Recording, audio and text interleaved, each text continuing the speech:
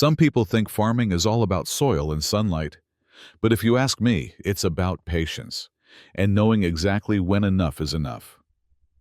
I didn't start a war with my neighbor because of pride or ego or even revenge. I started it because she crossed a line over and over again. First, it was the tomatoes, then the zucchini. Before I knew it, she was treating my farm like her personal produce aisle. But what Karen didn't realize is that every farmer has a breaking point. And mine? Well, it came with a side of ghost peppers and a whole lot of consequences. So if you're ready for a story about stolen vegetables, small-town justice, and the spiciest potluck disaster ever recorded, buckle up. This one's got a kick. The morning sun filtered softly through the cedar trees surrounding Jack Mercer's small farm on the edge of Sage Hollow, a town so quiet it almost whispered.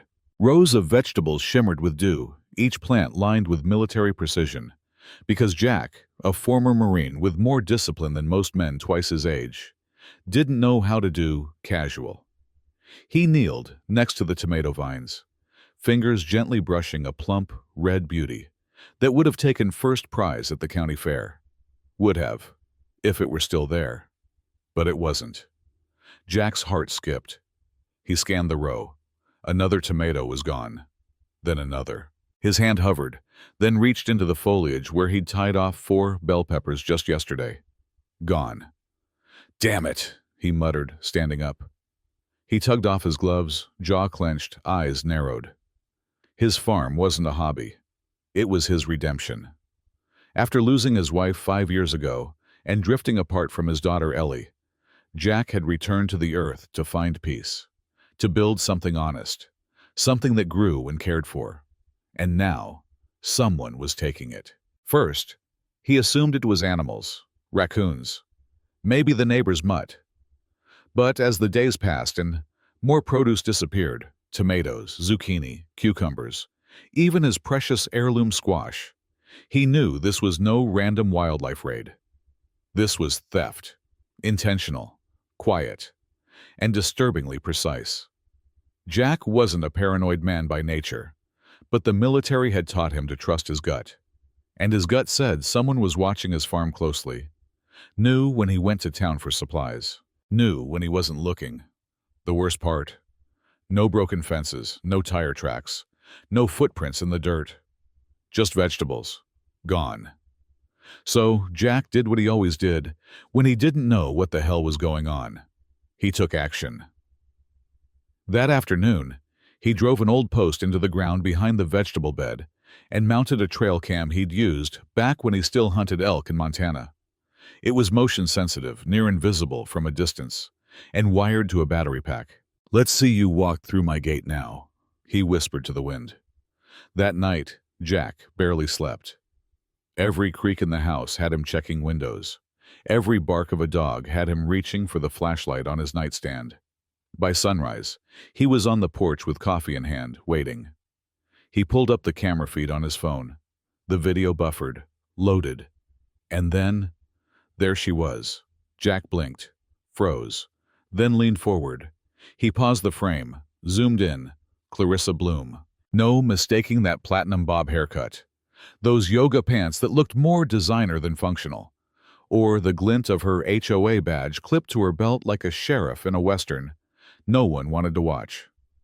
Clarissa Bloom, president of the Sage Hollow Homeowners Association, was crouched among his bell peppers, stealing them, with plastic grocery bags, in the middle of the night.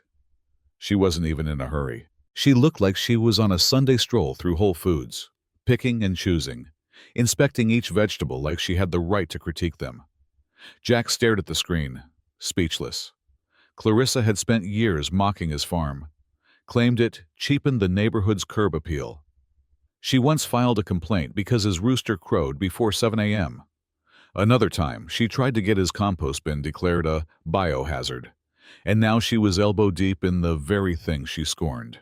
Jack set down his coffee, heart thudding, a slow grin curling at the edges of his lips. She had crossed a line, and he was going to make damn sure she never crossed it again. Jack didn't confront Clarissa. Not yet. Confrontation would be too easy, too satisfying, and frankly, too soon. No, Jack was a man of strategy, patience. He didn't survive 2 tours in Afghanistan by charging headfirst into battle.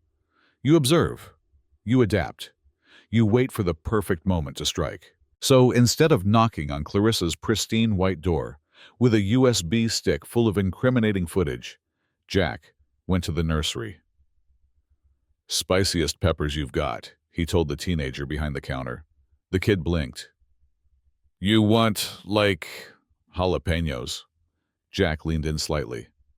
"Son, I want something that'll make a grown woman cry tears of regret and question her life choices." 5 minutes later, he walked out with seedlings of Carolina Reapers, ghost peppers, and a few Trinidad scorpions, each one innocent-looking, bright green, and entirely capable of starting a 5-alarm fire in the mouth. Back at the farm, he got to work. Jack tore out a row of his sweetest bell peppers, Clarissa's favorite apparently, and replaced them with the new spicy sentinels, but not carelessly. He arranged them in rows just like the original crop, matching colors and sizes, disguising them in plain sight. He even dusted a little soil on the leaves, to make them look like they'd been growing there for weeks. For the next few days, Jack played the long game. He kept tending to the rest of his farm like normal. Watered the rows, trimmed the squash, chatted with a few of the neighbors, just to keep things calm. If anyone noticed the switch, no one said a word. But Clarissa, she noticed something else. Jack caught her watching from behind her blinds once or twice, probably wondering if he knew, probably calculating whether she could keep taking without getting caught. And then, right on cue, she struck again. Jack woke to a motion alert on his phone just after 2 a.m. He sat up in bed, grinning in the dark. There she was, back in the footage, same sweatpants, same bags, same smug expression. But this time, Clarissa wasn't stealing vegetables. She was stealing a mistake. She moved through the rows like a thief in a museum, carefully selecting what she thought were his best peppers. She even held one up to the moonlight and inspected it like it owed her something. Jack sipped his coffee the next morning like it was champagne. This was it. The trap was set. Now all he had to do was wait. And oh, was it worth it? The day was warm, breezy, and uneventful, until 4:17 p.m. Jack was just finishing up repairs on his irrigation valve when he heard it. A scream, sharp, guttural, and echoing through the neighborhood like a fire truck siren. He froze mid-step, then slowly turned toward the source. Clarissa's back door slammed open. She stumbled into her front yard, red-faced, drenched in sweat, mouth hanging open in a silent wail.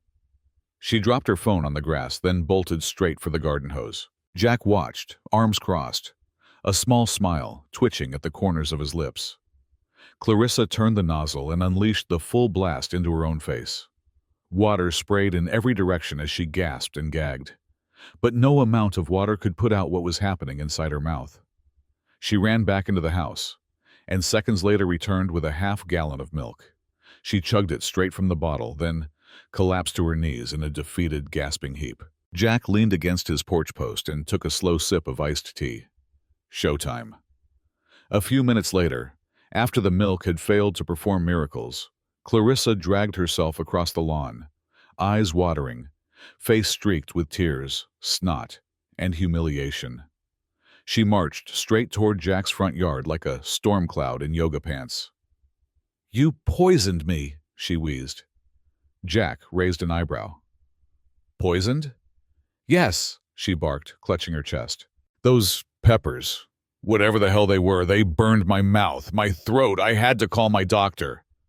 Jack shrugged, unfazed.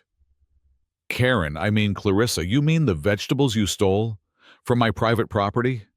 Her face turned a deeper red. You did this on purpose." Jack stepped off the porch calm as ever. "I planted peppers. You took them, without asking. Didn't know you were allergic to karma." She pointed a trembling, accusatory finger at him. "This is illegal. I could sue you." Jack slowly pulled out his phone and opened his camera app. Want to see the footage again? I've got it saved in 3 formats. HD too. Clarissa's mouth opened and closed like a dying fish. She said nothing, turned on her heel, and stormed back to her house. Jack didn't chase after her. He didn't need to. Because the best part? People saw. The scream, the water hose, the milk chugging. It had all happened in full view of the street. And in the age of smartphones, nothing stayed private. A teenager 2 houses down had already uploaded a video to TikTok with the caption, "When the HOA queen steals ghost peppers." Within hours, it was viral. Neighbors who used to politely nod at Clarissa now whispered behind her back. Some even laughed in her direction. Kids made jokes about Clarissa's cursed salsa. One creative soul printed out a meme and taped it to a lamppost, her face mid-scream with the words, "Should have asked first." Jack didn't say a word. He didn't have to. Because now, the community was watching. And Clarissa was just getting started, spiraling deeper into humiliation, desperation, and retaliation. The fire had only just begun. Clarissa disappeared for a full day after her ghost pepper meltdown. Not a single glimpse of her watering her flower beds or parading her HOA clipboard around like it was a badge of honor. But Jack knew better than to think the war was over. And he was right. 2 days later, a city code enforcement officer showed up at Jack's farm. The man wore khaki slacks, a white shirt that was already stained with sweat, and the weary eyes of someone who had clearly been sent on a wild goose chase. "Mr. Jack Carter?" he asked. Jack nodded. "That's me." The officer looked at his tablet. "We've received a formal complaint regarding possible safety code violations, improper pesticide usage, and noise infractions stemming from livestock activities." Jack let out a low whistle. "That's quite the list. Let me guess. Tall, blonde. Thinks she runs the neighborhood." The officer smiled awkwardly. "I can't disclose the source of the complaint." Jack smirked. "Sure, follow me." He gave the man a full tour. The livestock was clean.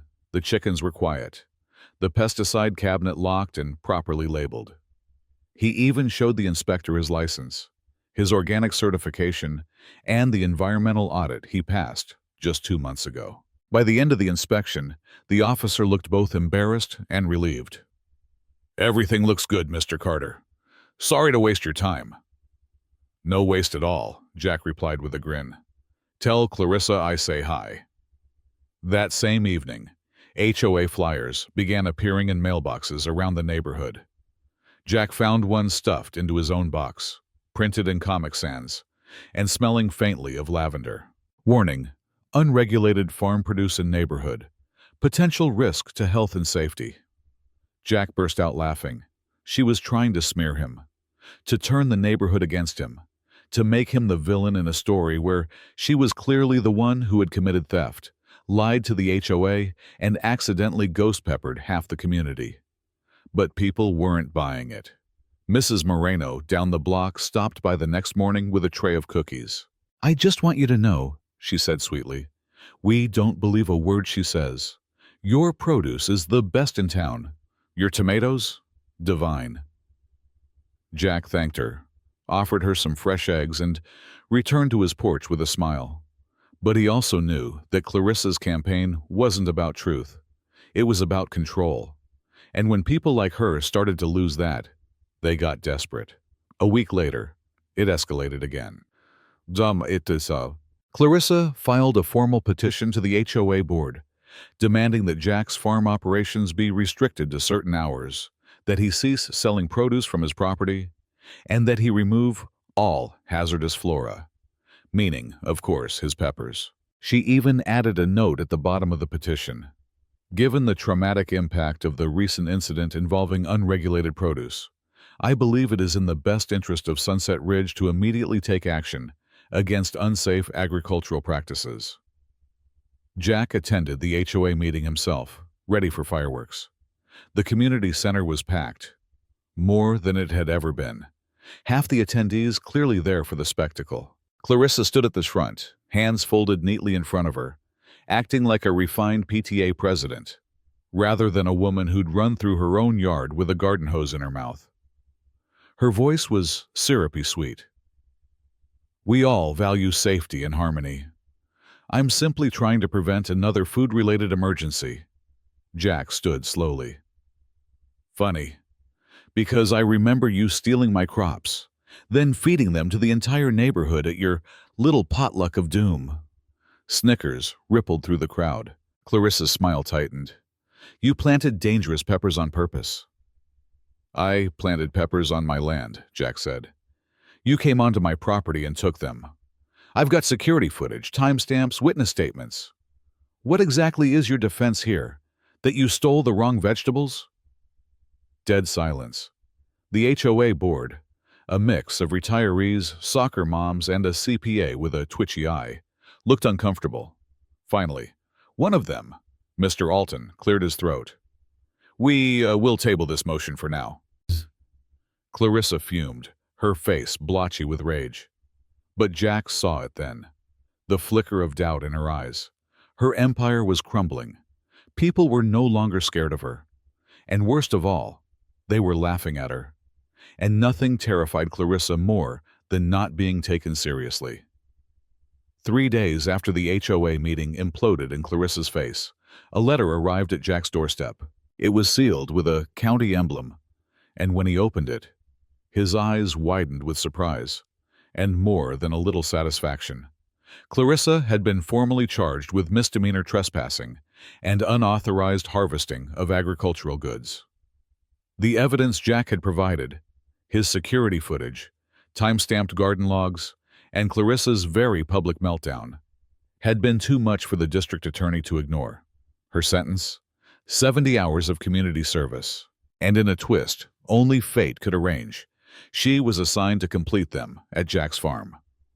The first day, she showed up exactly 12 minutes late, wearing pristine white sneakers and a wide-brimmed sun hat, as if she were preparing for a fashion shoot, not a day of manual labor. Jack greeted her with a lopsided grin. Glad you could make it, he said, tossing her a pair of thick work gloves. Hope you're ready to get your hands dirty. Clarissa looked at the gloves like they were diseased. There must be some mistake. I was told I'd be assisting with community outreach. Jack shrugged. This is outreach. My produce reaches the community. She sighed, already regretting every step that brought her here. For the next few weeks, Clarissa was on Jack's turf, literally.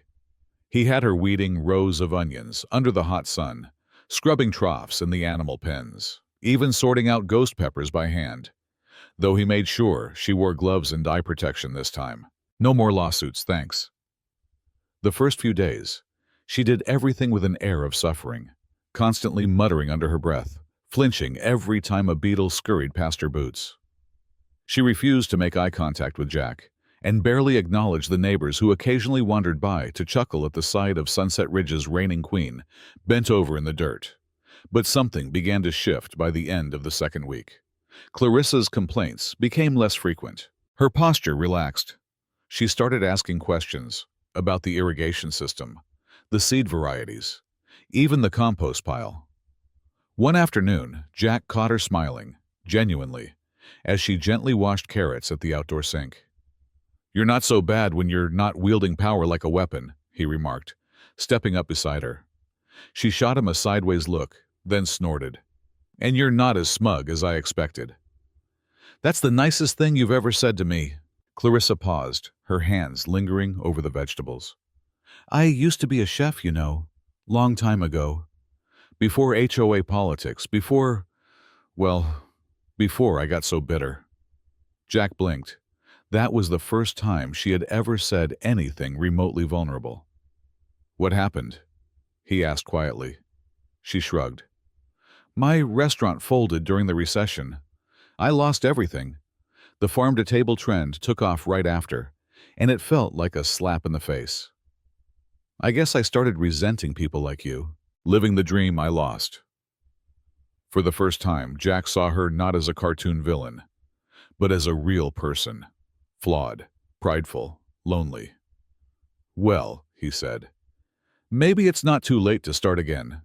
People around here love homegrown food. And you're not half bad with a paring knife. Clarissa glanced at him, her expression unreadable. You trying to recruit me? Not unless you want to be paid in turnips, she laughed.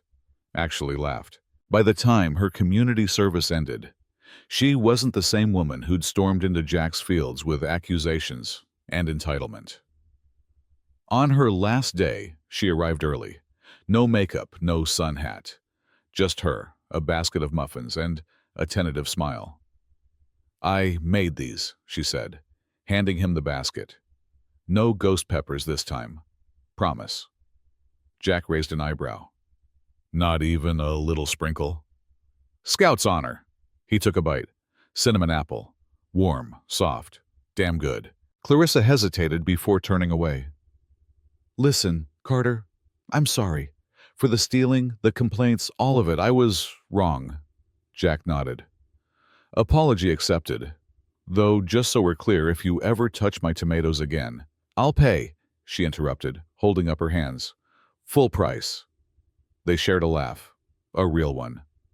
As she walked away, Jack called out, Hey, Clarissa! She turned. There's a space open at the Sunday market next week. If you ever want to get back behind a table, she smiled. I'll think about it. Jack watched her go, the basket still warm in his hands, and for the first time in a long time, he didn't feel like he was preparing for another battle. He felt like maybe, just maybe, the war was over.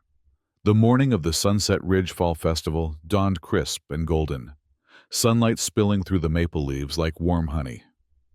Jack Carter stood in front of his farm stand, rearranging a pyramid of tomatoes, their deep red skins gleaming with dew. The air buzzed with chatter, laughter, and the faint strum of a folk band tuning up in the town square. But Jack's attention wasn't on the crowd. It was on the second stand, set up just 10 feet away, decorated with burlap cloth, hand-painted signs, and baskets of rustic baked goods. Clarissa. She arrived just after 8 a.m., arms full of steaming loaves and trays of spiced muffins. Her apron bore a simple patch, Clarissa's hearth. Her eyes met Jack's as she set the trays down. He gave her a short nod. You showed up, he said. I did, she replied, smoothing her apron, her hands trembling slightly. Didn't think you'd go through with it. I almost didn't, she admitted. But I figured, if I could spend 70 hours ankle-deep in manure, I could survive one afternoon of muffins and humility. Jack chuckled. Well, just be careful. These people are ruthless when it comes to good pastries. The festival came alive fast. Kids ran through hay mazes. Couples sampled cider and honey sticks. Local musicians played upbeat covers of old folk tunes. But the biggest surprise, Clarissa's stand drew a crowd. Her pumpkin cranberry bread sold out before noon. The pecan bars? Gone in 20 minutes. One older woman even asked if Clarissa did catering. Jack watched from across the path, arms folded, a soft smile tugging at his lips. She was back. Not just present, but alive, engaged. Smiling like someone who had remembered what it felt like to create something meaningful. Something hers. Around midday, the mayor stopped by. Gray-haired, affable, the kind of man who always wore suspenders with a button-down shirt. He approached Jack's stand first, shaking his hand heartily. Carter, the tomatoes are incredible this year. That chili batch last week? My wife still talks about it. Glad to hear it, Mayor. The mayor turned toward Clarissa's booth, eyes narrowing slightly in recognition. Well, Miss Dawson, I heard you were, making amends. Clarissa straightened, lifting her chin. I'm trying, she said simply. One tray at a time. The mayor gave a gruff nod. Takes guts to come back after what happened. Folks around here don't forget. They don't have to, she replied. Just maybe give me a chance to write a different ending. He smiled then. Not out of politics, but something more genuine. You just did. As the sun dipped lower, casting amber light across the festival grounds, Jack began packing up his stand. Clarissa was already stacking her empty trays, her hands dusted with flour. She walked over, stopping beside him. They stood in silence for a long moment, watching the last of the families trickle out. "Thank you," she said finally. "For the chance." Jack shrugged. "You earned it." Clarissa hesitated, then reached into her apron and pulled out a small envelope. He looked at it, confused. "It's a recipe," she explained. "One of the first I ever created, back when I still believed in what I did. I haven't shared it with anyone in 10 years. Jack opened it slowly. Inside, in flowing script, was a recipe for sweet fire salsa. A blend of heirloom tomatoes, roasted garlic, caramelized onions, and just a hint of ghost pepper. He blinked, then laughed. "You sure you're not trying to kill me?" "No," she said, grinning. "Just giving you a reason to keep your tomatoes close." They shared a laugh, not mocking, not bitter. Just two people who had been enemies. And now, maybe, something else. Jack folded the recipe carefully and tucked it into his jacket. "You think this town's ready for redemption salsa?" he asked. "They better be," Clarissa replied, "because I think I just found my next signature dish." The two of them walked back toward the square, the last of the booths glowing under strings of lights. Jack glanced sideways at her. "So, do I need to lock up my garden again?" Clarissa smirked. "Only if you're hiding more ghost peppers," he grinned. "Then I guess you're safe." As they disappeared into the glow of the festival, the story of their petty war, their pepper-fueled rivalry, and their unexpected redemption faded into the night air, replaced by something far more enduring, a new beginning.